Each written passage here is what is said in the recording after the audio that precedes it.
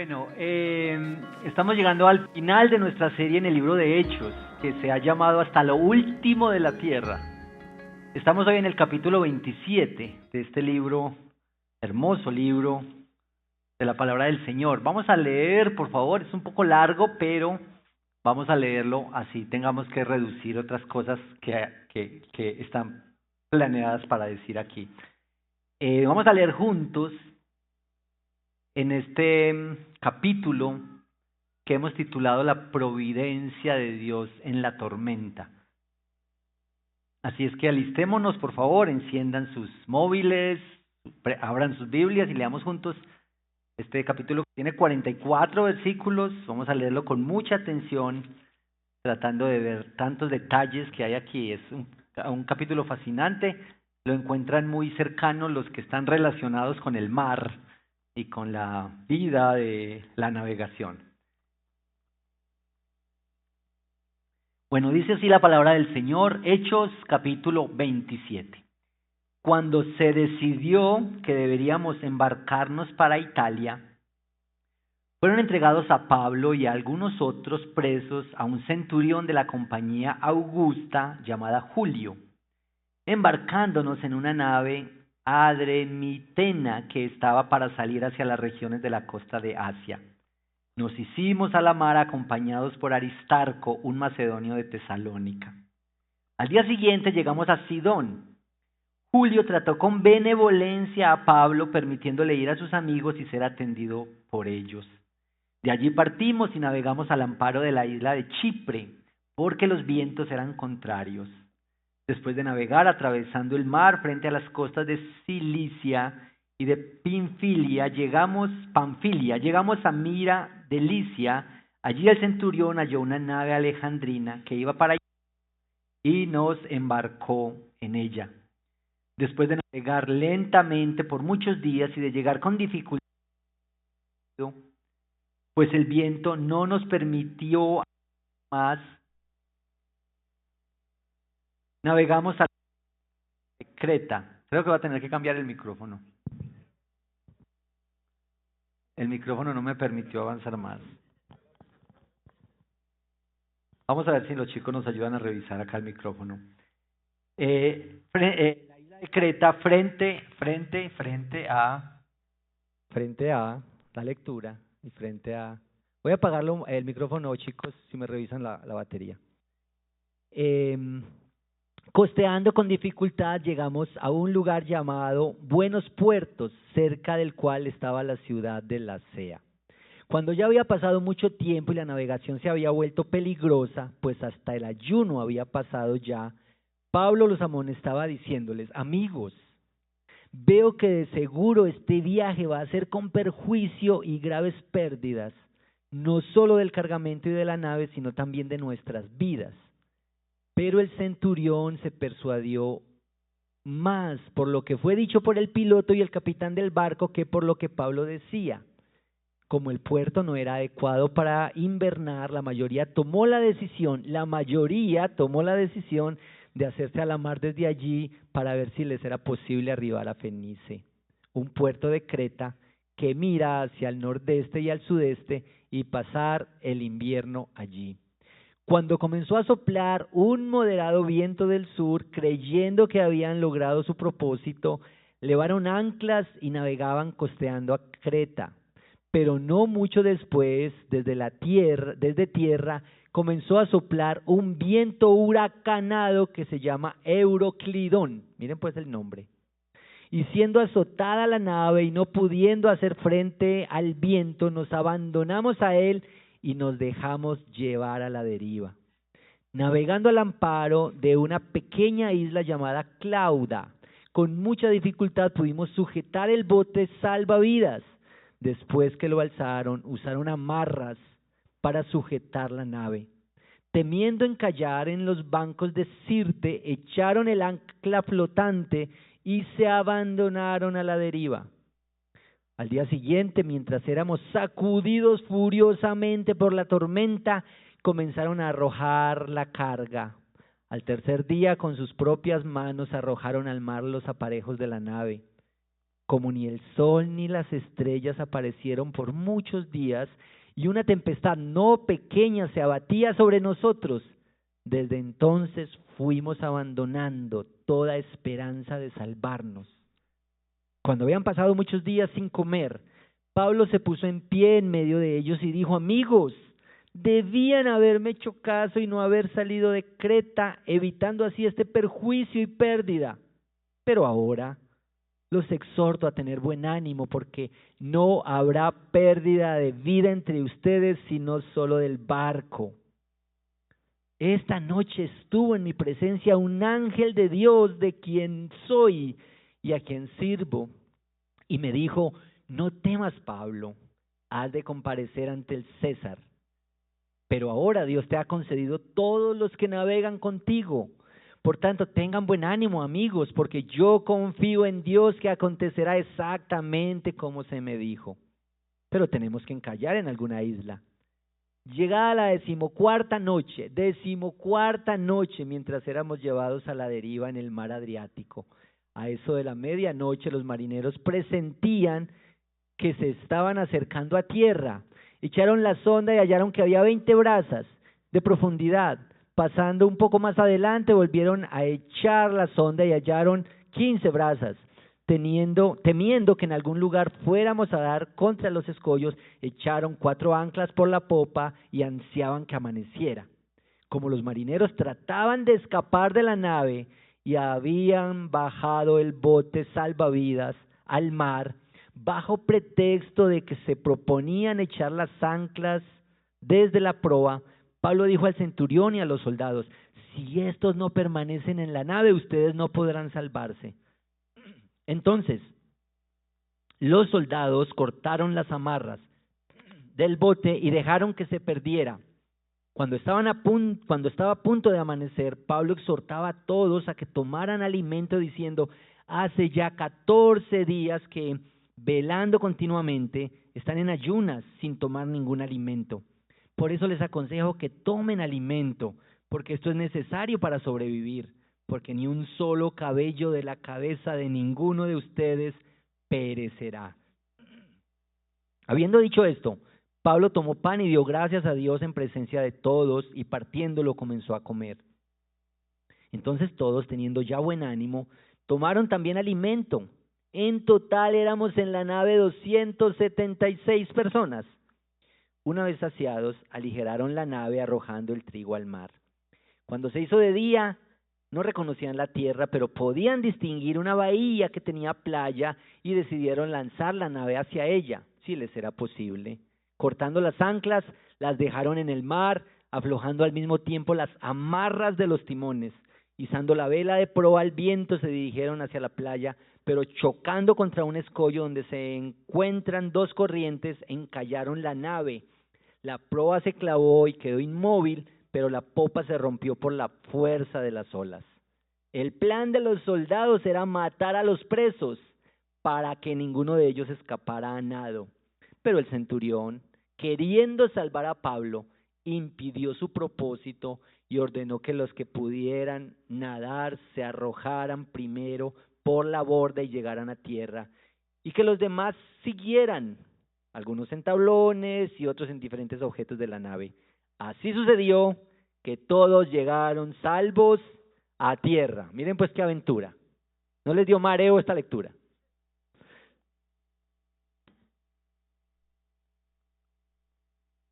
Bueno, sí. Hola, sí. ¿Cómo están ustedes, hermanos? Hola, sí, eso, muy bien. Hermanos queridos, vamos a orar. Señor, estamos ante tu presencia y ante esta que es tu palabra santa, y nos acercamos a ella con respeto, con reverencia, sabiendo que este texto con tantos detalles, una historia, un relato histórico detallado, está puesto aquí como una revelación de tu palabra para nosotros. Y nosotros creemos que siempre tienes algo para hablarnos en tu palabra. Permite que al acercarnos a ella hoy seamos animados o consolados o exhortados, pero que tu palabra haga algo en nuestros corazones, porque nosotros hemos venido y nos reunimos aquí para esto, Señor, para crecer en conocerte y aprender a amarte y a servirte y a vivir para ti. Gracias por tu palabra y por tu voz. que llega a nuestro corazón para cambiarnos poco a poco, tal vez, en tus propósitos eternos, Señor. Oramos en gratitud y en adoración delante de ti. Amén. Amén. Bueno, ya les dije que la providencia de Dios en la tormenta es el título, ¿cierto? La providencia de Dios en la tormenta, para quienes toman notas. Este es un relato dramático. Por supuesto, nosotros creemos como que este capítulo, como todo el libro de Hechos, es inspiración del Espíritu Santo y que este capítulo, cargado de detalles, tiene aspectos de la providencia de Dios. La providencia, esa palabra para algunos nueva, para otros ya más familiar. En este capítulo sobre la providencia de Dios, también se muestra que las personas responden distinto ante la misma circunstancia. Las personas responden distinto ante las mismas circunstancias. Eso lo vamos a ver un poco aquí. Y al final, nosotros somos llamados a responder a este texto de alguna manera. Un poco mi bosquejo es lo que vemos de Dios, la providencia, así como en el DBS. ¿Qué vemos de Dios aquí? Vemos la providencia de Dios. ¿Qué vemos del hombre? Que el hombre responde distinto ante las mismas circunstancias. ¿Y qué es lo que nosotros hemos de hacer cuando la palabra nos llega, cuando se nos habla la palabra del Señor? Bueno, una definición de providencia, la providencia de Dios. Esto es como una recopilación de varias confesiones de fe y catecismos sobre esta doctrina de la providencia de Dios. Aquí está para que nos ayude con el texto, para que nos ayude un poco a la asimilación. La providencia de Dios es el gobierno de Dios, por el cual con sabiduría y amor Él cuida y dirige las cosas en el universo. Dios tiene el control completo de todo. Él es soberano sobre el mundo físico, los asuntos de las naciones, el éxito, fracaso de los hombres y la protección de su pueblo. Mediante su providencia, Dios cumple su voluntad y sus propósitos. Dios trabaja a través de los hombres y por medio del orden natural de las cosas. Las leyes de la naturaleza no son más que la obra de Dios en el universo y no tienen poder inherente más allá de los principios que Dios estableció. Bueno, esta es una definición pues de la providencia porque vamos a hablar un poquito acerca de eso. 3 aspectos de la providencia de Dios. Miren mi bosquejo es así. Muy sencillo, muy sencillito para que ustedes lo recuerden. 3 aspectos de la providencia de Dios, 2 formas de responder en las circunstancias y un llamado a ver nuestra vida con los lentes del Evangelio, con la perspectiva de la eternidad. Listo, entonces voy así. El primer aspecto de la providencia de Dios. Número 1, Dios se sirve de las circunstancias para cumplir sus propósitos. Miren lo que está pasando aquí. Van a salir para Roma. Y Pablo tenía que hacer este viaje.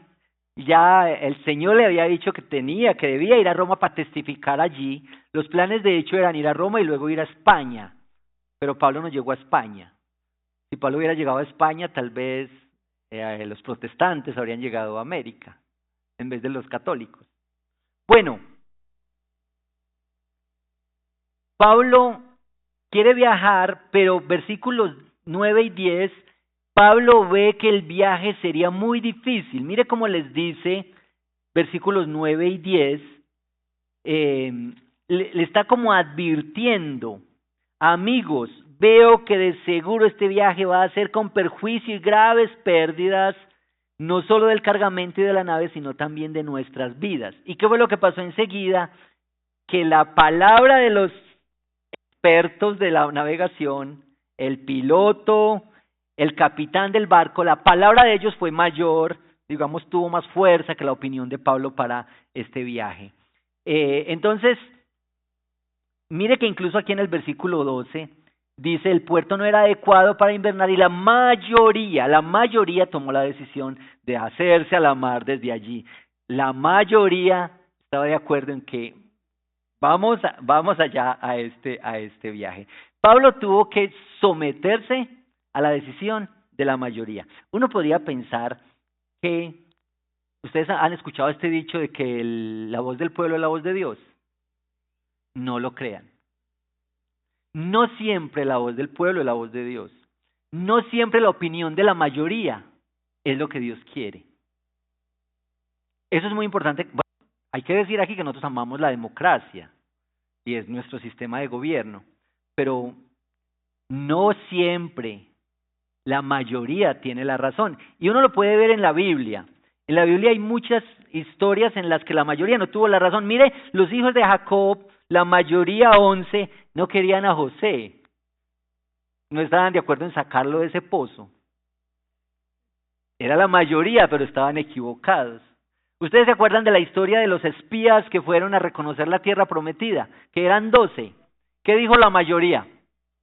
10 de esos 12 dijeron, ni se les ocurra ir allá. Eso está lleno de gigantes, eso es muy difícil.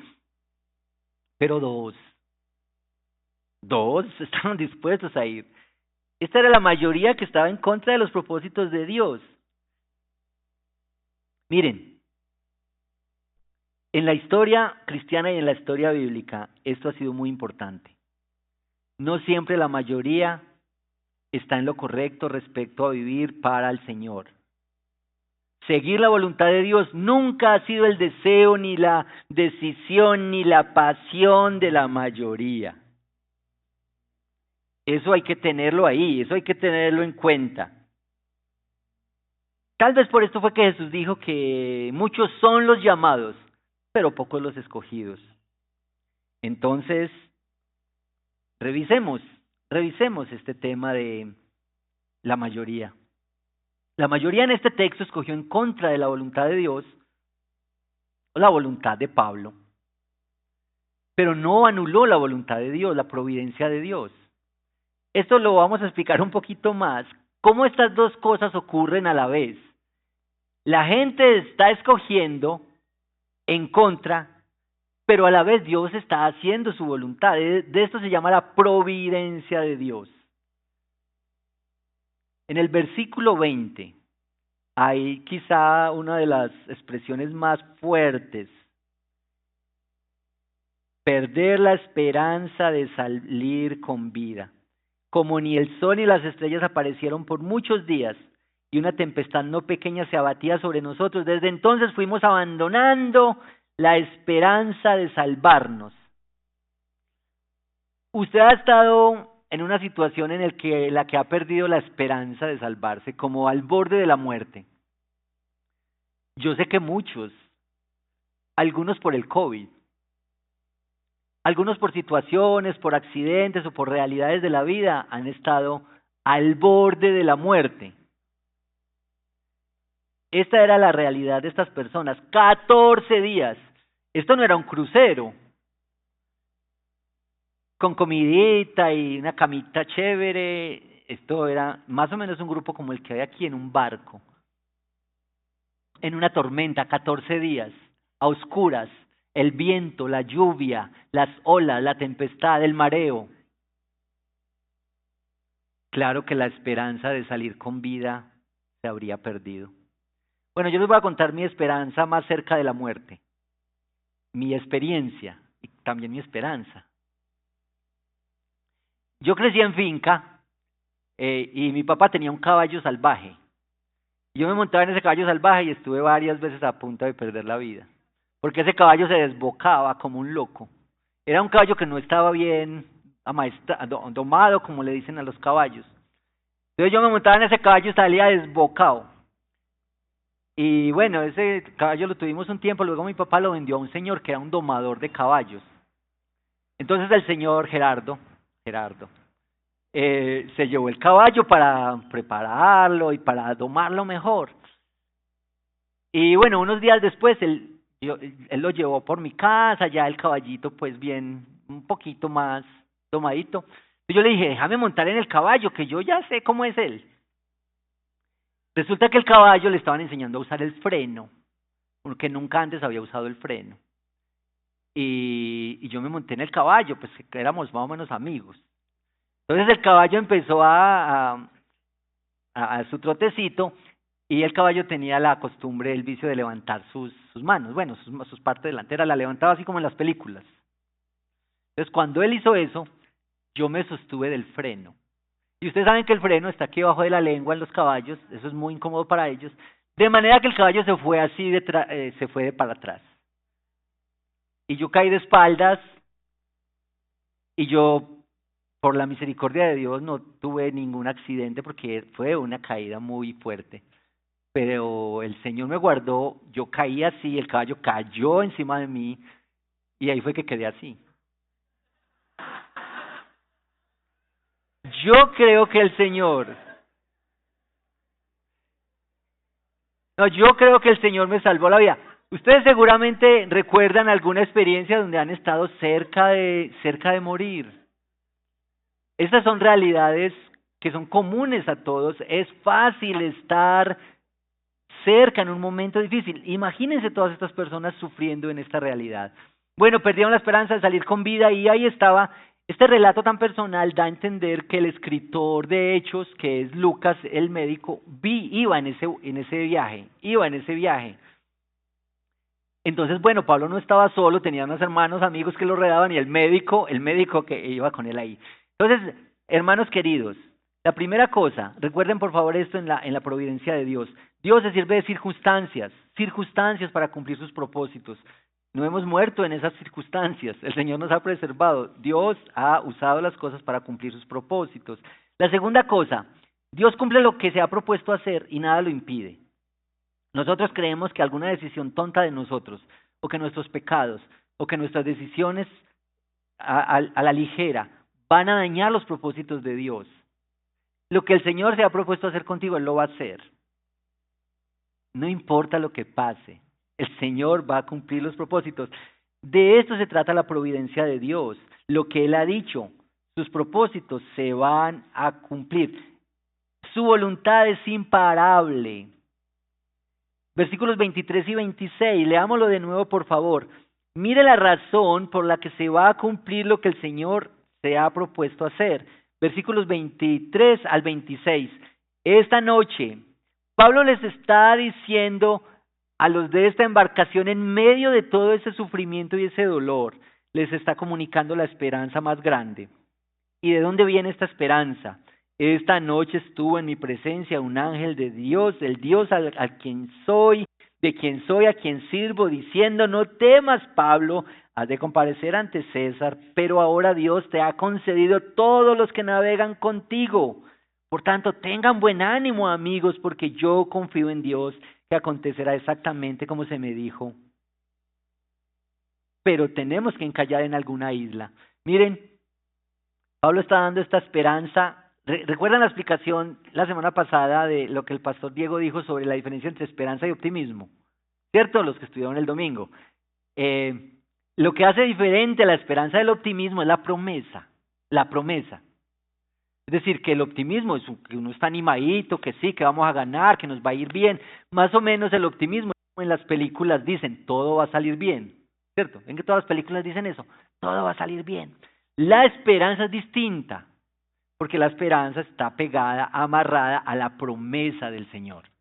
Entonces Pablo les está diciendo, tengan ánimo porque un ángel del Señor al que sirvo me ha hablado y me ha dicho esto es, confío en Él, espero en Él, descanso en Él. Nada detiene los propósitos de Dios.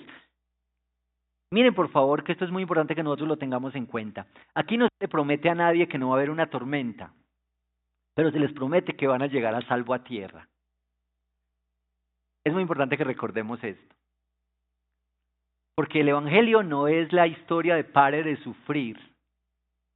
El Evangelio es la historia de que tal vez tengamos que pasar por tormentas, por cosas, por situaciones, por realidades duras de nuestra vida. La promesa es que en su providencia nosotros vamos a llegar al final de este viaje.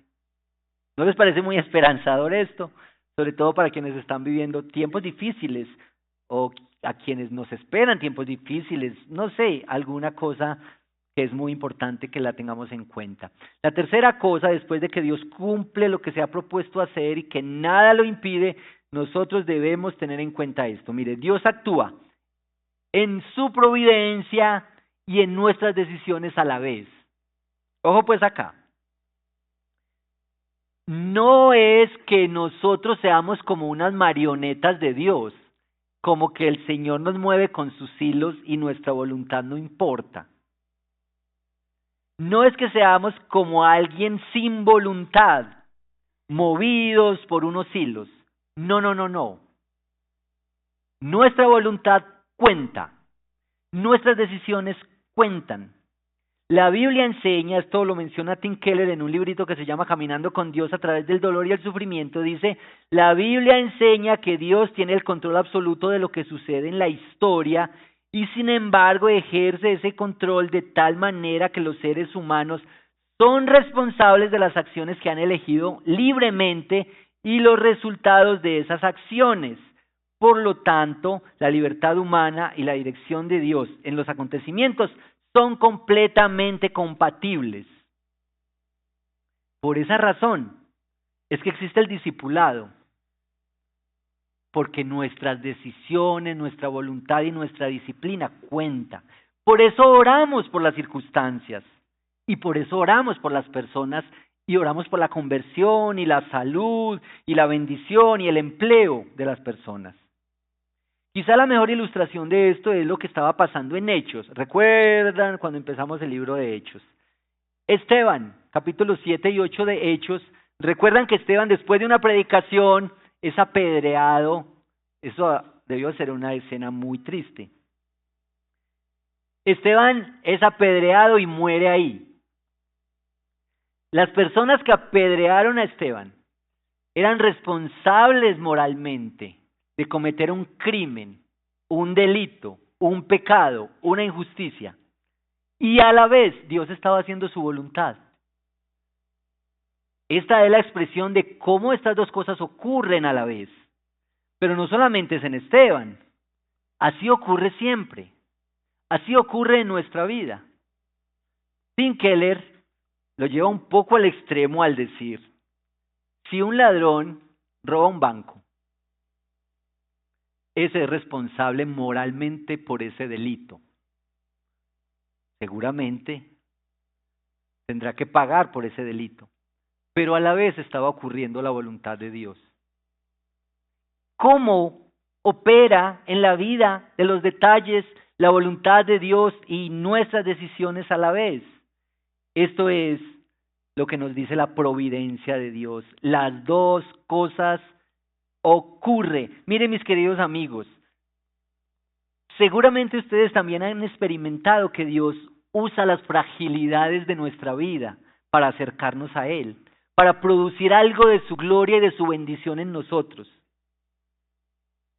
Nosotros deberíamos reconocer que la fragilidad ante las tentaciones no es para que vivamos descaradamente sometidos al pecado, sino para que aumente nuestra confianza y nuestra dependencia en Dios. ¿No les parece a ustedes que cuando reconocemos nuestra debilidad y nuestra fragilidad y buscamos a Cristo, esa es la manera como el Señor quiere usar lo frágiles que nos ha hecho para que nos acerquemos y confiamos y esperemos más en Él? Esta es la providencia de Dios. El sufrimiento no está fuera del plan de Dios. El sufrimiento no está fuera del plan de Dios. Mire también en Hechos 4, 27 y 28, están relatando sobre la muerte de Jesús, un acto de injusticia, pero ahí está diciendo en Hechos 4, 27 y 28, léanlo en su casa, parte del plan de Dios. Jesús está siendo sometido a la ignominia, al rechazo, al dolor, al sufrimiento, un acto de injusticia, pero a la vez esto es parte del propósito de Dios, parte de la providencia y del plan de Dios. Hermanos queridos, así también ocurre con nosotros. El Señor está usando nuestra historia, los detalles de nuestra vida, lo que nos ha pasado. Nosotros tenemos la tendencia a que si pudiéramos cambiar nuestro pasado de una lo cambiábamos, ¿cierto? Nuestra historia, de donde nacimos, cómo crecimos, nuestras fragilidades. Pero ten en cuenta, en la providencia del Señor, Él está usando todo tu pasado y tu historia, tus fragilidades, tus necesidades, tu forma de ser, todo Él lo está usando en su propósito eterno, en su soberanía, en su providencia santa. Así Así es el Señor, Él es soberano. Miren por favor dos posibles reacciones del hombre en la tormenta. Un líder espiritual y los que viven para sí mismos. Miren por favor qué nos muestra este texto sobre el liderazgo de este líder, que por supuesto aquí está ilustrado con Pablo. Mire todo lo que pasa en este barco que hay tantas cosas, tanta gente pensando distinto y viviendo distinto la experiencia. Este líder espiritual, Pablo, manifiesta su fe en medio del mayor, el más grande desafío. ¿Uno qué haría en una circunstancia de estas? Estaría igual de mareado, yo creo. Seguramente Pablo también estaba afectado por el viaje. Pero yo creo que este capítulo nos debe hacer un llamado de atención sobre el liderazgo cristiano en medio de un barco con mucha gente que cree, siente y piensa distinto.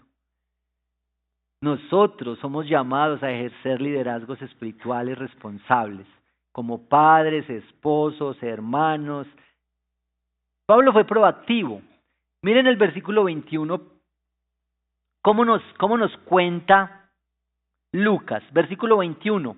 Cuando habían pasado muchos días sin comer, Pablo se puso en pie en medio de ellos y dijo: amigos, debían haberme hecho caso y no haber salido de Creta, evitando así este perjuicio y pérdida. No le hicieron caso a Pablo. Cierto que nosotros habíamos dicho, sí vio, yo les dije que no viajaran, habíamos echado cantaleta por no hacerme caso. Chupen. Pero Pablo les dice, los exhorto a tener buen ánimo, porque no habrá pérdida de vida entre ustedes. Pablo no se queda ahí como lamentando que no le creyeron, que no le copiaron su consejo. Está bien, aquí estamos. Se quedó ahí para animar, fue proactivo, motivó en esta realidad, exhibió la confianza que Dios le había puesto a él, la comunicó y la transmitió a los del barco. Eso es muy importante en el liderazgo. Eso es muy importante en quienes hemos sido llamados por el Señor.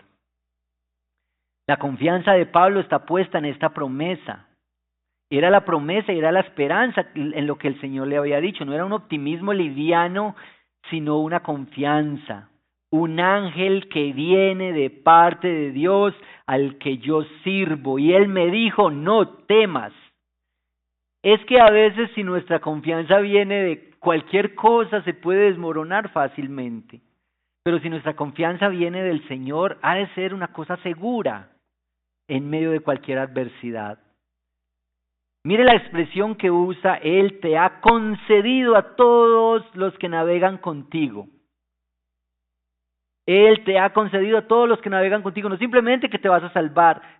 Lucas lo pone en unas palabras muy milagrosas de lo que el Señor está haciendo. Bueno, este es Pablo que escucha la voz del Señor, que está siendo guiado por Él, que no pone problema a lo que el Señor le está hablando, que le dice, el Señor le dice va y Él va. Así deberíamos nosotros en el liderazgo, escuchar la voz del Señor, caminar en las convicciones, lo que Él nos ha dicho. Los estudiosos de este texto dicen que fue la providencia de Dios que hizo que este viaje se diera en la peor temporada, la más peligrosa, a final del otoño y a principios del invierno.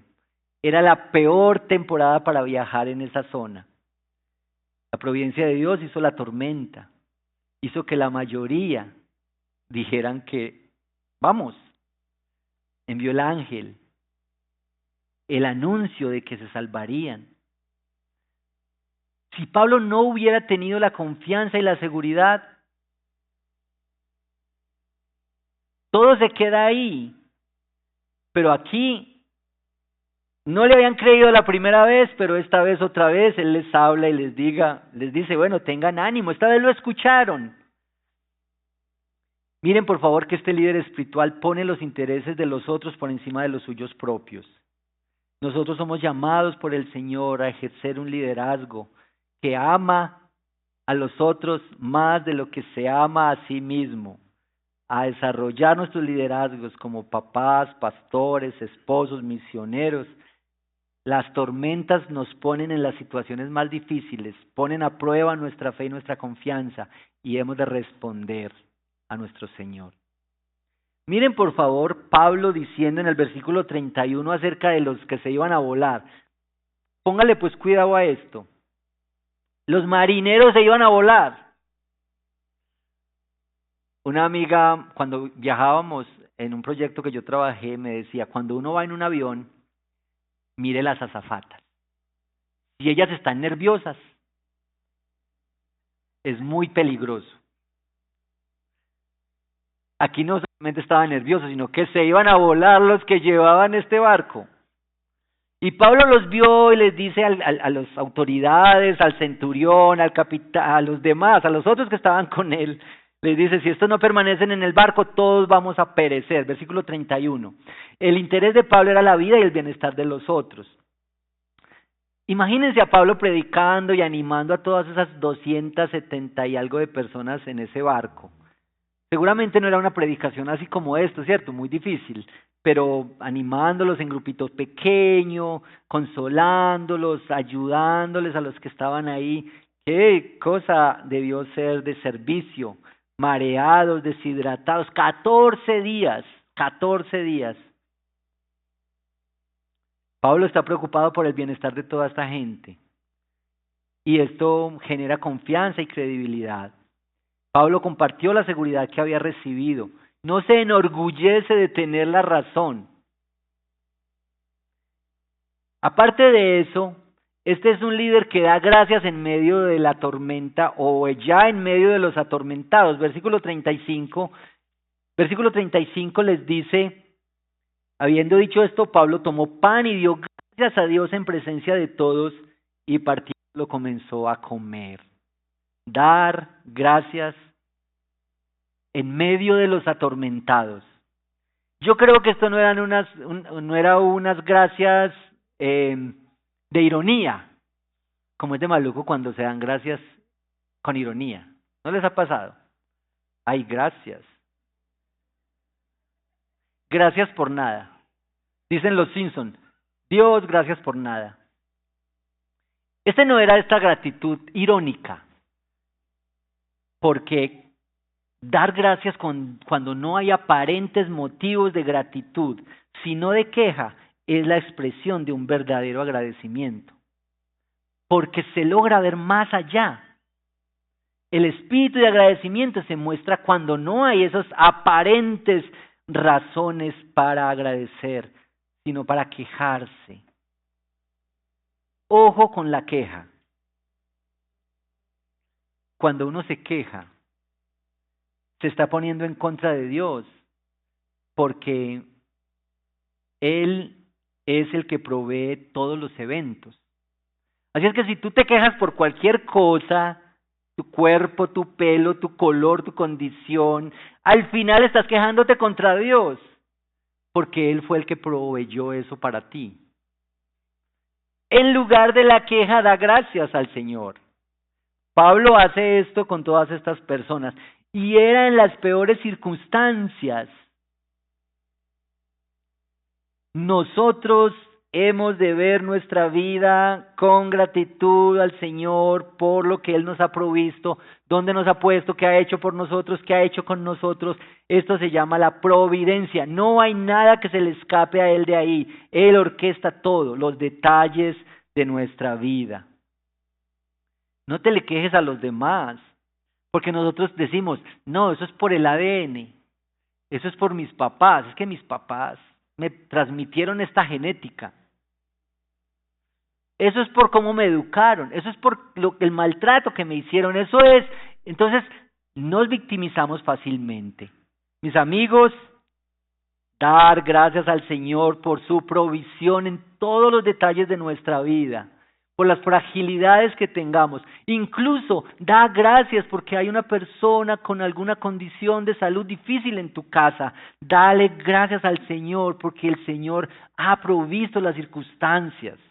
Dale gracias al Señor por una aflicción que enfrentas. Dale gracias al Señor por una fragilidad que tienes y por una tentación que es recurrente en tu vida. Dale gracias al Señor porque el Señor está proveyendo eso para mostrarte algo más de Él, de su gloria, de su belleza, de su amor.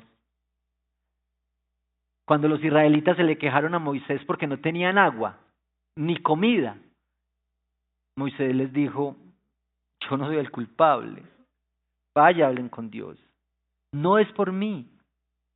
Bueno, este es el líder en esta embarcación, porque en esta embarcación va mucha gente. Miren algunos detalles sobre los marineros.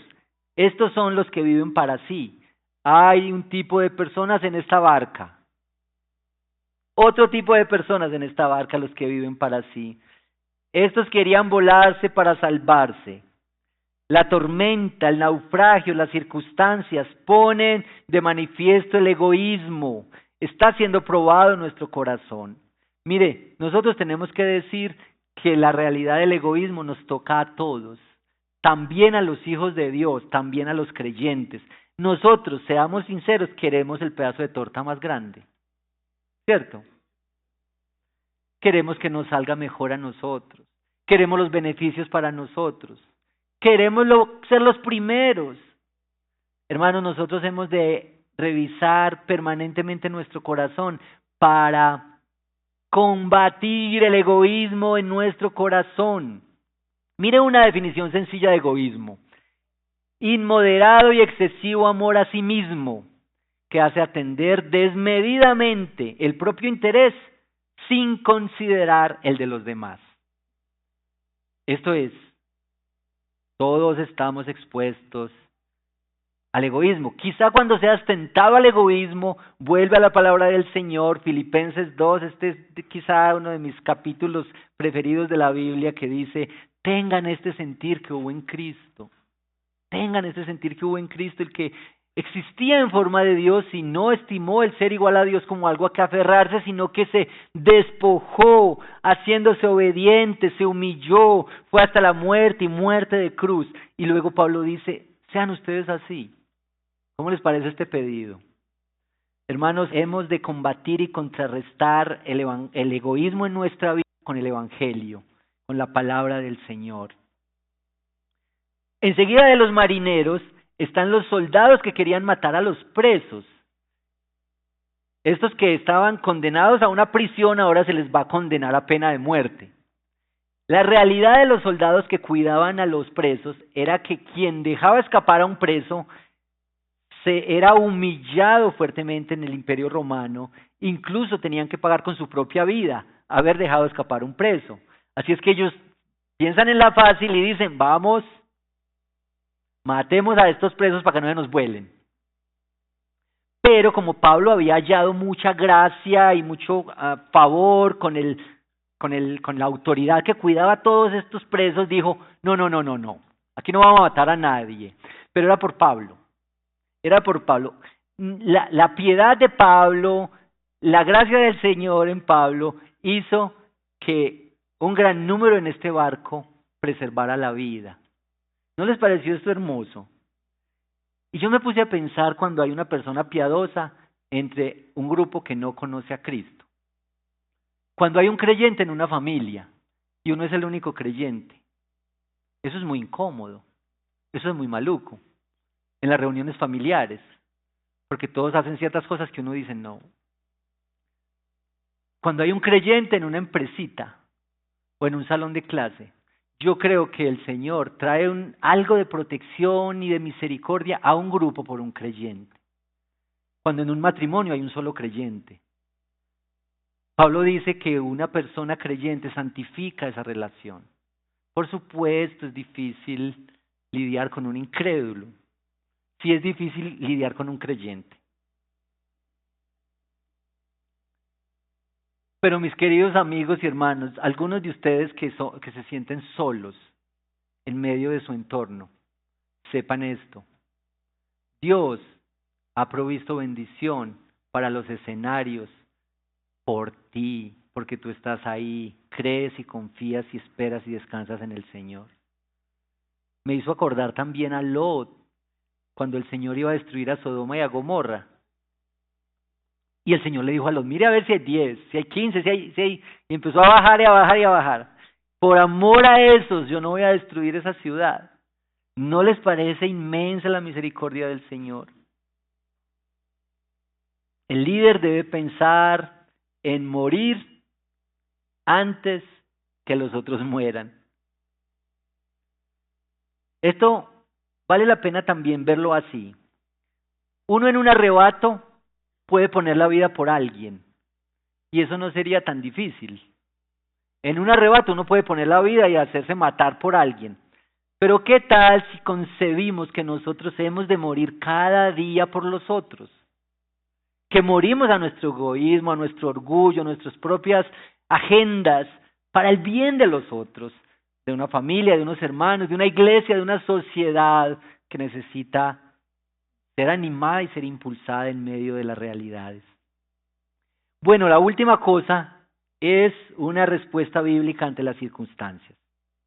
Hermanos y amigos, la confianza en Dios no es verdadera hasta que no es probada. Uno puede decir todo el tiempo y de muchas maneras que confía, que ama, que cree en el Señor, pero el día de la prueba, el día que llega la tormenta, las olas, el día que llega la tentación, el día que pecan contra ti o tú pecas contra alguien, es ahí donde se pone a prueba esta confianza en el Señor. Tu fe puesta en despliegue en medio del peligro. Dicen que cuando no hay pruebas, esto no es fe, sino que es lógica. Seguimos y confiamos y estamos tranquilos, pero si no hay prueba, pues lógicamente estamos aquí. Pero la fe en medio de todo, aun si el barco se está hundiendo, esta es fe. Esta es una confianza en el Señor. Y yo quisiera que nosotros anhelemos una fe así y una confianza así en el Señor. Miren, mis hermanos, que el incrédulo y el creyente van en la misma embarcación. Los sacuden las mismas olas. Es el mismo viento, es la misma tempestad. Las circunstancias de la vida son similares para todos. ¿Qué hace la diferencia? ¿Qué hace distinta nuestra relación con las circunstancias? La promesa, la esperanza, la confianza en el Señor. No el simple todo va a estar bien. Un ángel se me apareció y me dijo, no temas, porque vamos a llegar bien al final. Permítame insistir en esto, mis hermanos queridos. El Señor no promete en este texto que la gente no pasaría en esta tormenta, pero sí que llegarían bien al final. Y yo sé que muchos de ustedes están viviendo profundas tormentas en su vida, en relaciones, en salud, en pecado. Es que el Señor no nos prometió que no pasaríamos por ahí, pero el Señor prometió que nosotros podemos desembarcar al otro lado. Y yo quisiera que nuestra confianza y nuestra esperanza en el Señor sea aumentada hoy. No importa en lo que tú vives. En conclusión, cuando uno lee un texto así y cuando mira su historia, así en crudo, se ve mal. Se ve como una tragedia.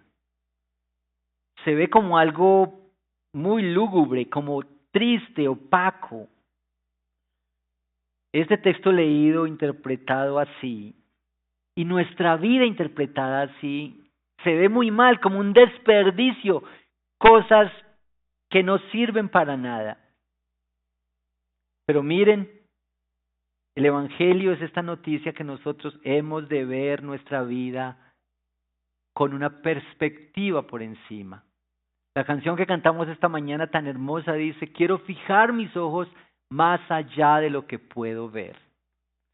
Y yo quiero pedirles, hermanos y amigos, en las circunstancias de su propia vida, y cuando evalúas la vida de los otros, trata de fijar tus ojos más allá de lo que puedes ver. Este es el Evangelio y esa es la providencia de Dios. Dios está haciendo y está trabajando de alguna manera en medio de esto. No leerás la historia bíblica personal o de otros a la luz solo de lo que se ve. Reflexionarás en lo que Dios está haciendo por medio de esa realidad en tu vida y en la de los otros.